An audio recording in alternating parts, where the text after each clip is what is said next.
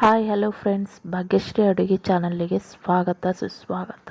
ಹಾಗಲಕಾಯಿ ಪಲ್ಯ ಮಾಡುವ ವಿಧಾನ ಹೇಳಿಕೊಡುತ್ತೇವೆ ನೋಡಿ. ಹಾಗಲಕಾಯಿ ತಗೊಳ್ಳಿ, ಅದನ್ನು ಚೆನ್ನಾಗಿ ಹೆರಚಿಕೊಳ್ಳಿ. ಮತ್ತು ನಮಗೆ ಕರಿಬೇವು, ಕೊತ್ತಂಬರಿ, ಬೆಳ್ಳುಳ್ಳಿ,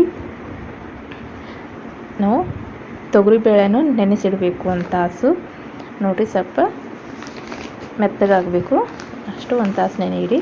ನಾವು ಹೆರಚ್ಕೊಳ್ಳುವಂಥ ಹಾಗಲಕಾಯನ್ನು ನಾವು ಎಣ್ಣೆಯಲ್ಲಿ ಹುರಿದುಕೊಳ್ಬೇಕು, ಯಾಕಂದರೆ ಕಹಿ ಕಡಿಮೆ ಆಗುತ್ತೆ. ಚೆನ್ನಾಗಿ ನೋಡಿ, ನಮಗೆ ಕಹಿ ಕಡಿಮೆ ಆಗುತ್ತೆ. ಎಣ್ಣೆಯಲ್ಲಿ ಸ್ವಲ್ಪ ಕೆಂಪಗಾಗೋ ಥರ ನಾವು ಹುರಿದುಕೊಳ್ಬೇಕು ನೋಡಿ. ಈ ಥರ ಕೆಂಪಗಾಗಬೇಕು ನಮಗೆ ನೋಡಿ. ಇಲ್ಲಿ ಅರಿಶಿನ, ಚಿಲ್ಲಿ ಖಾರದ ಪುಡಿ, ಉಪ್ಪು, ಮಸಾಲೆ ಖಾರ ಮತ್ತು ಸಾಸಿವೆ, ಜೀರಿಗೆ ಇಷ್ಟಿದ್ರೆ ಸಾಕು. ಹಾಗಲಕಾಯಿ ಪಲ್ಯ ರೆಡಿ ಆಗುತ್ತೆ. ಇಲ್ಲಿ ನಾವು ಎಣ್ಣೆ ಹಾಕೋಣ ಬಾಣಲೆಗೆ. ಸಾಸಿವೆ, ಜೀರಿಗೆ ಇದನ್ನು ಹಾಕೊಳ್ಳೋಣ. ಅವು ಸ್ವಲ್ಪ ಚಟಪಟ ಅನ್ನಬೇಕು ನೋಡಿ. ಆಮೇಲೆ ಬೆಳ್ಳುಳ್ಳಿನ ಸ್ವಲ್ಪ ಕೆಂಪಗೆ ಆಗೋ ಥರ ನಾವು ಫ್ರೈ ಮಾಡಬೇಕು ನೋಡಿ. ಸ್ಟೋವ್ ಸ್ವಲ್ಪ ಸಣ್ಣದಾಗಿ ಇಟ್ಟುಕೊಳ್ಳಿ, ಯಾಕಂದರೆ ಬೆಳ್ಳುಳ್ಳಿ ತೀರಾ ಕೆಂಪಗೂ ಆಗಬಾರ್ದು. ಆಮೇಲೆ ನಾವು ಕರಿಬೇವು ಹಾಕಬೇಕು ನೋಡಿರಿ.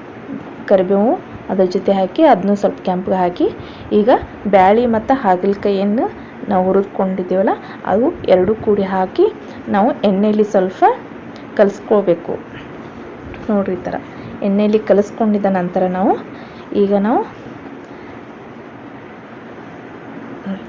ಅರಿಶಿನ ಪುಡಿ, ನಾನು 1.5 ಚಮಚ ಅರಿಶಿನ ಪುಡಿ ಹಾಕಿದ್ದೀನಿ. ಮತ್ತು ಖಾರದ ಪುಡಿ, ಮಸಾಲೆ ಖಾರ ನೋಡಿ. ನಿಮಗೆ ರುಚಿಗೆ ತಕ್ಕಷ್ಟು ನಿಮಗೆ ಖಾರದ ಪುಡಿ ಹಾಕ್ಕೊಡಿ, ಯಾಕಂದರೆ ಒಬ್ಬರೊಬ್ಬರ ಮನೆಯಲ್ಲಿ ಖಾರ ಜಾಸ್ತಿ ಉಣ್ತಾರೆ, ಖಾರ ಕಡಿಮೆನೂ ಉಣ್ತಾರೆ. ನಿಮಗೆ ಎಷ್ಟು ಬೇಕೋ ಅಷ್ಟು ಹಾಕೋಬಹುದು. ನಾವು ಮಸಾಲೆ ಖಾರ ಹಾಕ್ಕೊಂಡಿದ್ದೇವೆ. ಮತ್ತು ರುಚಿಗೆ ತಕ್ಕಷ್ಟು ಉಪ್ಪು ಹಾಕೋಬೇಕು. ರುಚಿಗೆ ತಕ್ಕಷ್ಟು ಸ್ವಲ್ಪ ಉಪ್ಪು ಹಾಕ್ಕೊಳ್ಳಿ. ಅದನ್ನು ಕಲಿಸಿಕೊಳ್ಳಿ, ನೀವು ಚೆನ್ನಾಗಿ ಕಲಿಸ್ಕೊಳ್ಳಿ ನೋಡಿ.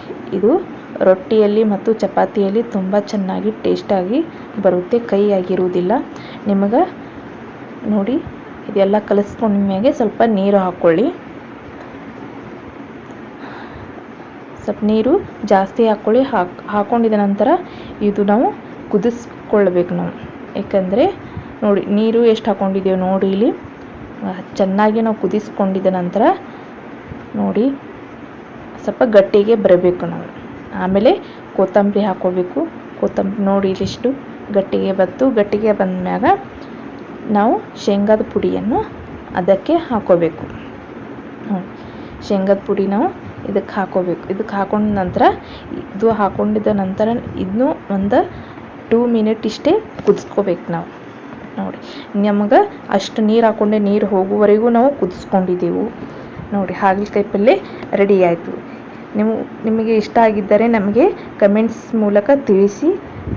ನೀವು ಮನೆಯಲ್ಲಿ ಮಾಡಬಹುದು, ತುಂಬ ಚೆನ್ನಾಗಿರುತ್ತೆ. ಚಪಾತಿಯಲ್ಲಿ ತುಂಬ ಟೇಸ್ಟಿಯಾಗಿ ಬರುತ್ತೆ, ಕೈ ಸುಲಿಕೆ ಆಗೋದಿಲ್ಲ. ಇದು ಖಂಡಿತ ರೆಸಿಪಿ ಇಷ್ಟ ಆಗಿದ್ದರೆ ನೀವು ಸಹ ಇದೇ ರೀತಿ ಟ್ರೈ ಮಾಡಿ. ಯಾವ ರೀತಿ ಬಂತು ಎಂಬುದು ಕಮೆಂಟ್ ಮೂಲಕ ನಮಗೆ ತಿಳಿಸಿ. ಮತ್ತೆ ರೆಸಿಪಿಗೋಸ್ಕರ ಭಾಗ್ಯಶ್ರೀ ಅಡುಗೆಗೆ ಸಬ್ಸ್ಕ್ರೈಬ್ ಮಾಡಿ, ಶೇರ್ ಮಾಡಿ, ಲೈಕ್ ಮಾಡಿ. ಈ ವಿಡಿಯೋ ನೋಡಿದ್ದಕ್ಕೆ ಧನ್ಯವಾದಗಳು.